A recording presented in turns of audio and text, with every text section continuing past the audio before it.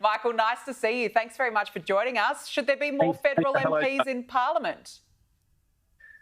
We don't need more politicians, Danica. We need better politicians. And for Jerome Laxale to say that he's overworked, well, my electorate is 52,350 square kilometres larger than his. You know, he's got an electorate I could throw a handkerchief over. I mean, seriously, come on. Come on, Jerome.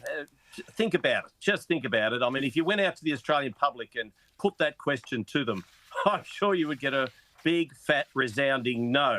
We don't need more politicians. We just need our politicians to work smarter and better for the people they're supposed to represent. Absolutely. Well, speaking of politicians who need to do better, Lydia Thorpe has threatened to burn down Parliament in order to get justice for Palestinians. I'm curious, Michael, should this become a police matter?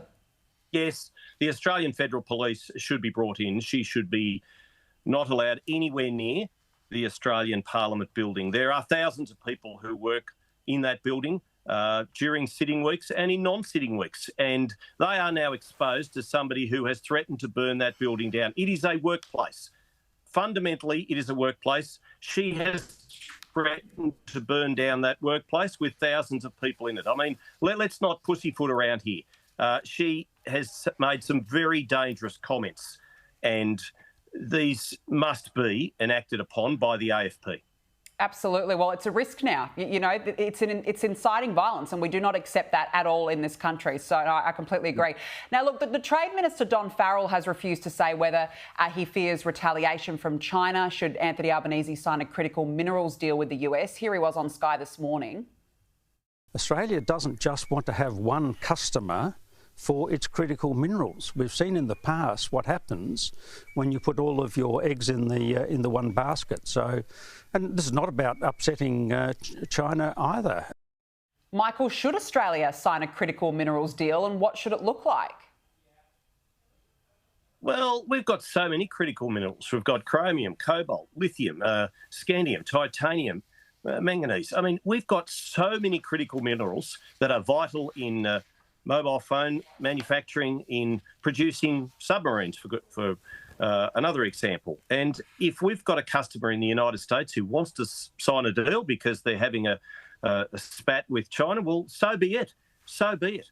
We need to be able to trade with whomever we can for the right price, because our mining is making this country what it is today. It's paying for a lot of public hospitals and a lot of public schools. The trouble is, at the moment, we've had our mining industry, agriculture demonised by Labor politicians. I mean, we couldn't even get Jim Chalmers to mention coal and iron ore in his first budget speech. What he said, though, he described them as the things we sell overseas. So they are the things which keep our export balances high.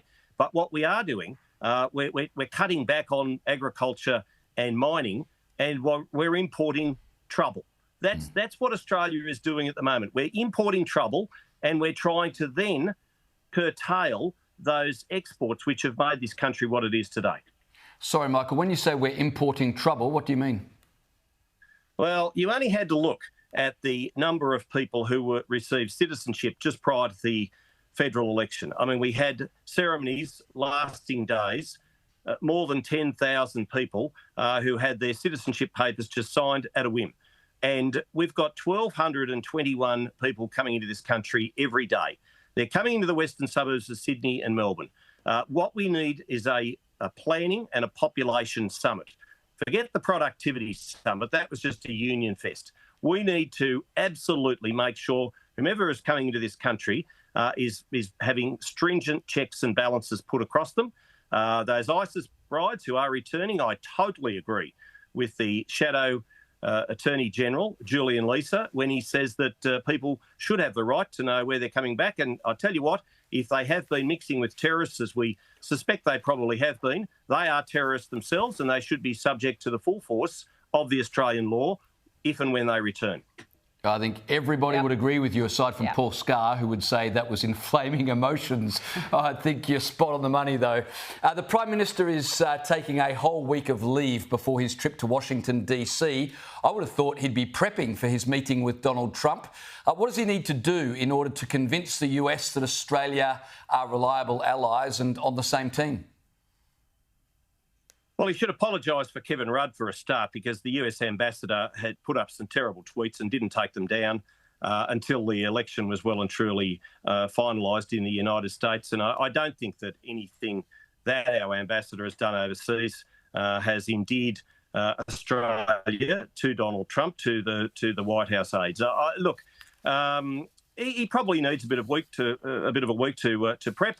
I'm pleased in one sense because Richard Marles is coming to Wagga Wagga to inspect the Air Force Base here and the Army Recruit Training Centre. So he'll come here as acting Prime Minister, and that gives that visit a bit more hoopla than what it otherwise would have. So, look, I'm not against him having the week off to prepare for that important October 20 meeting at the White House. It's a meeting which should have been held months and months and months ago. But he needs to absolutely get his lines right, that the United States has no dearer friend and no nearer friend than Australia. We are very much, and should be, in lockstep with America. Very much he should praise Donald Trump for the peace deal he's been able to arrange in the Middle East. And these are important discussions for and on behalf of all Australians. We need our Prime Minister to be at his best when he's having them. Absolutely. Well, look, let's see how it goes. I think we should all get the popcorn ready. It's going to be great. Michael McCormack, nice to see you. Thanks very much for joining us on the show this evening. Thanks. Appreciate it. Thanks.